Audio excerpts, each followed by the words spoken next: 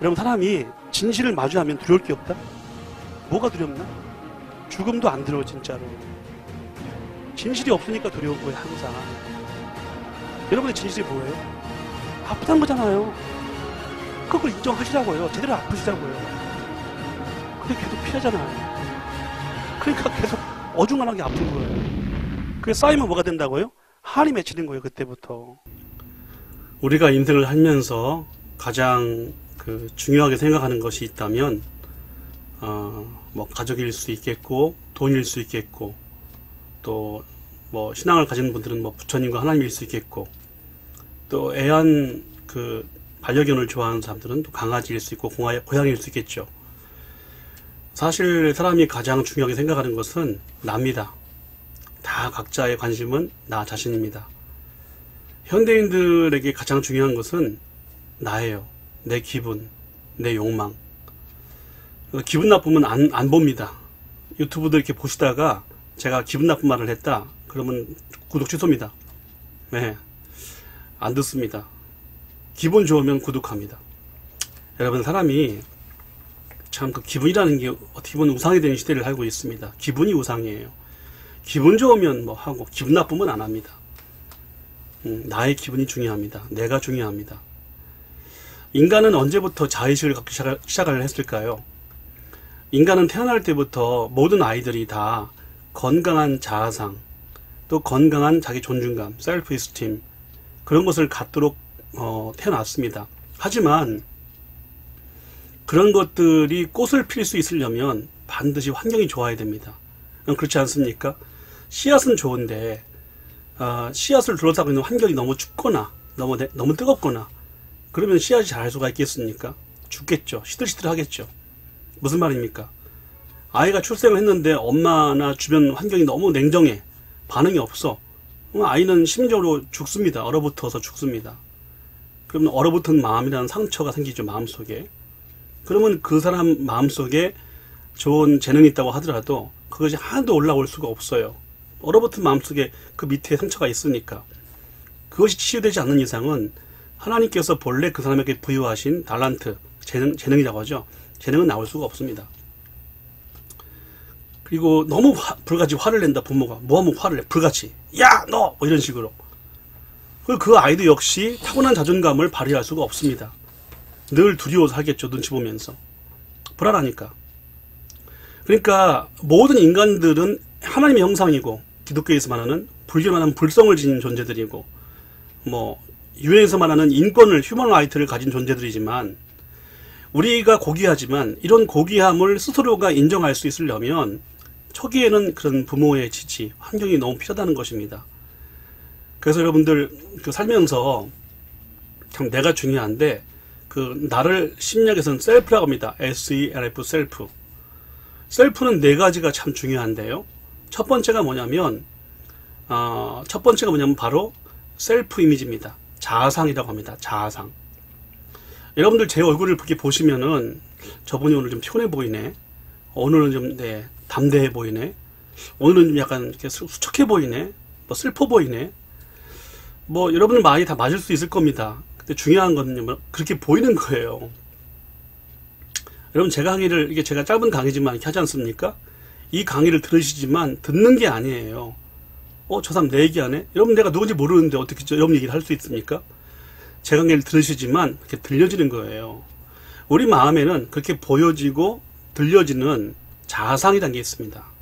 그 자아상이 어두우면 모든 것을 어둡게 보게 돼 있어요. 예.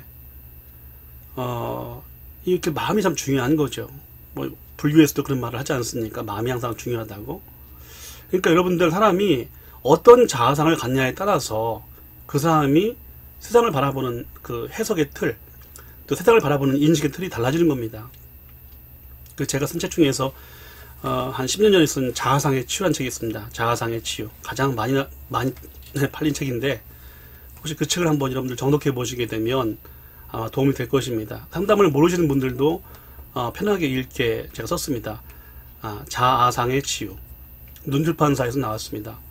이렇게 책 소개를 해봤습니다.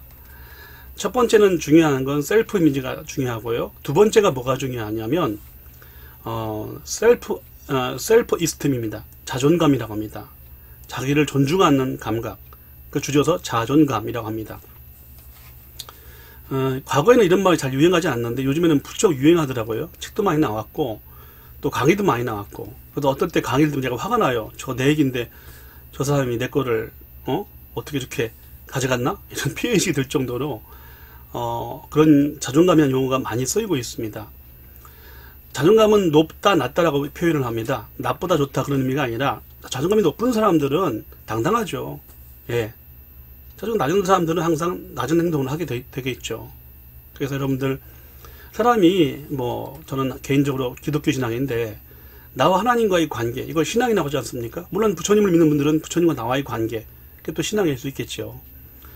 그 다음에 나와 자연과의 관계, 이걸 이제 생태학이라고 합니다. 생태학. 참 자연이라는 존재가 우리에게 참 생존을 위해서 중요하다는 것을 최근에서도 느끼고 있지 않습니까? 오존층의 파괴, 또 지구온난화와 또 거대한 산불, 또 남극과 북극의 빙하가 녹는 것을 보시면 여러분 뭘 느끼십니까? 이렇게 하다가 정말 지구 종말이 오지 않을까? 그런 고민 하시지 않습니까? 여러분들, 그래서 자연과의 관계가 참 중요합니다. 그러니까 하나님과의 관계, 그게 신앙이고요. 자연과의 관계, 생태고요. 인간과 인간 사이에 관계가 있습니다. 그걸 우리는 에틱스, 윤리라고 합니다. 윤리. 도덕이 아니라 윤리. 그러니까 사람으로서 마땅히 해야 될 언행을 하는 행위, 그걸 윤리라고 합니다. 근데 사실은 다 중요하지만 제일 중요한 게 네 번째가 있어요. 나와의 관계가 있습니다. 네. 내가 나를 바라볼 때 그냥 느낌이 나 한심해. 죄송합니다, 이 표현. 난 병신 같아. 난 루저야. 난 쪼다야. 난 열등감이 많아. 난 잘하는 게 없어. 난 돼져야 돼. 물론 그렇게 말하는 분들도 그렇게 마음속에 어떤 음성이 들릴 거예요. 계속해서 초자아의 비난이라고 하거든요. 가혹한 초자아의 비난. 넌 한심해. 넌 못해. 잘할 줄 아는 게 뭐가 있어. 넌 죽어야 돼. 넌 망했어. 넌 앞으로 어떻게 살래. 끊임없이 이런 부정적인 메시지를 던지는 뭔가가 있다 이 말이에요. 이 마음속에. 그래서 여러분들, 자존감을 회복하는 게 굉장히 중요합니다. 자존감이 높아지면 세상이 달라져요. 예. 세 번째가 있습니다. 그러니까 첫 번째는 자아상, 두 번째는 자존감, 자기 존중감, 세 번째가 뭐냐? 셀프 아이덴티티가 있습니다. 뭡니까? 자기 정체성이죠. 내가 누구인가 이 말이죠. 저는 여러분들께 나름대로 그 대학에서 교수를 하고 또 대학에서 강의를 한 20년을 하고 또 작가로서 책을 6권 냈고 또 상담을 몇천 명을 하면서 또 글을 네이버의 변상 교수의 열린연구실이라는 블로그를 운영하면서 벌써 8,500명 정도의 회원 수가 되었습니다. 15년 동안은 글을 써왔어요. 원래는 싸이월드에 썼다가 5년 전인가요? 네이버로 이사를 와서 지금도 글을 쓰고 있습니다. 그리고 이 영상도 지금 올리고 있고요. 여러분들, 그런 것이 왜 중요하냐면은 내가 누구인가, 그 자기 정체성이 분명해야 돼요. 젊은 친구들, 10대, 20대들이 항상 묻는 게 난 누구인가예요. 예. 근데 40 넘어서도 난 누구인가를 물어보면 주책이에요. 난 누구였던가? 나는 어떤 가면을 쓰고 내가 인생을 살아왔나? 이게 반성을 해야 되거든요. 그러니까 40 넘었어도 나는 누구인가를 고민한다면 그 사람은 인생의 앞부분에 많은 문제가 해결이 안 된 채 어른이 된 거예요. 그걸 뭐라고 그러냐면 성인아이라고 합니다. 성인아이. 겉은 성인인데 생각하는 것이 미숙하고 이기적이고 매사에 어떤 그런 자기중심적인 사고라는 사람을 성인아이라고 표현합니다. 그런 사람들이 그 아버지면 그 가정 죽어나고요. 그런 사람들이 군에 있으면 밑에 병사들 죽어납니다. 그런 사람이 CEO나 사장이나 윗사람이면 밑에 사람 정말 피곤해요. 인생. 본인 그걸 몰라. 자기만 좋으면 다 좋은 줄 알아. 그 성인아이라고 합니다. 그 자기 정체성이 참 중요하고요. 그래서 젊은 시절에 그 20, 30대들이 특히 내가 누구인가 이거 확실하지 않으면은요, 그 다음 단계로 가기가 아주 힘들어요. 다시 말해서 혼란 속에 살아갑니다. 내가 청소년 같기도 하고 어른 같기도 하고 내가 미치는 것 같기도 하고 정상적인 사람 같기도 하고, 이게 본인도 혼란스러워하는 거예요. 그게 정체성의 혼란입니다. 에릭슨에 의하면 그 앞단계, 즉 20대 전에 해결해야 될 많은 인생의 과제들이 있는데 그런 비즈니스 과제들을 풀지 않은 채 나이를 먹은 거예요. 그러다 보니까 정체성의 혼란이 오는 것입니다. 정리합니다. 첫 번째는 뭡니까? 첫 번째는 자아상, 두 번째는 자존감, 세 번째는 자기 정체성입니다. 네 번째가 뭐냐면 자기 효능감이라고 합니다. 자기 효능감. 이거는 이제 심리학자 반두라가 했던 말인데요. 어려운 게 아닙니다. 내가 얼마큼 쓸모있나 이겁니다. 사람은 직장이 참 중요하죠. 왜? 내가 사회적으로 쓸모있는 인간인 걸 확인받아야 돼요. 높은 연봉을 받고 돈을 많이 벌수록 나는 이만큼 자본주의 사회에서 쓸모있는 인간이다. 그게 얼마나 중요합니까? 한 사람의 자신감을 준다는 의미에서. 그래서 사람들은 그 자기 효능감 때문에 아주 정말 올인을 하죠, 모든 것에. 그리고 자기를 인정해주는 사람한테 목숨을 걸려고 하지 않습니까? 그래서 여러분, 네 가지가 참 중요한데요. 제가 드리고 싶은 결론은 이것입니다.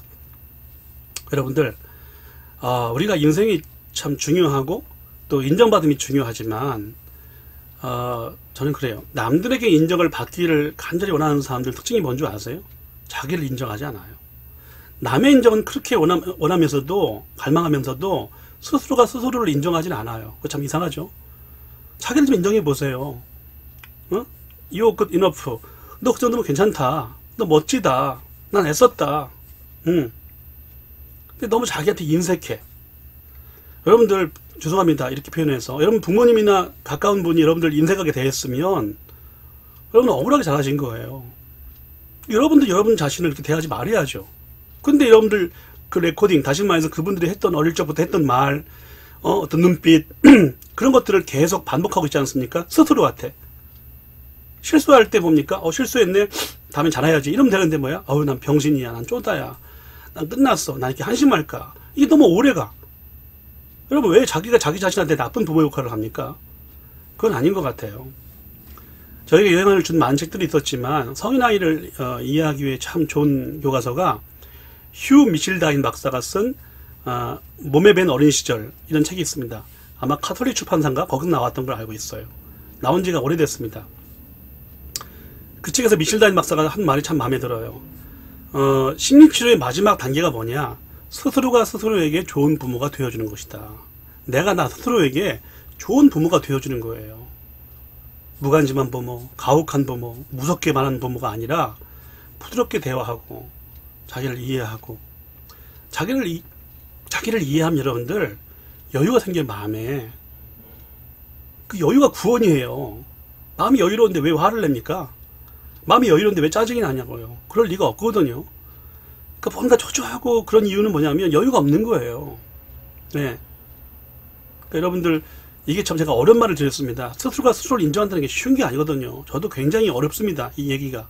말씀을 드리지만 쉬운 주제가 아닙니다. 그러나 제가 존경하는 스카페 박사처럼 그 책 제목처럼 아직도 가야 할 길입니다. 그 길을 가면 됩니다.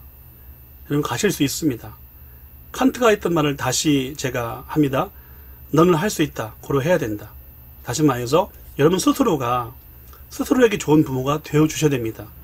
그렇게 하실 수 있으십니까? 그렇다면 여러분들 그렇게 하셔야 됩니다. 그것이 정말로 행복에 이르는 첫 관문이라고 저는 생각합니다.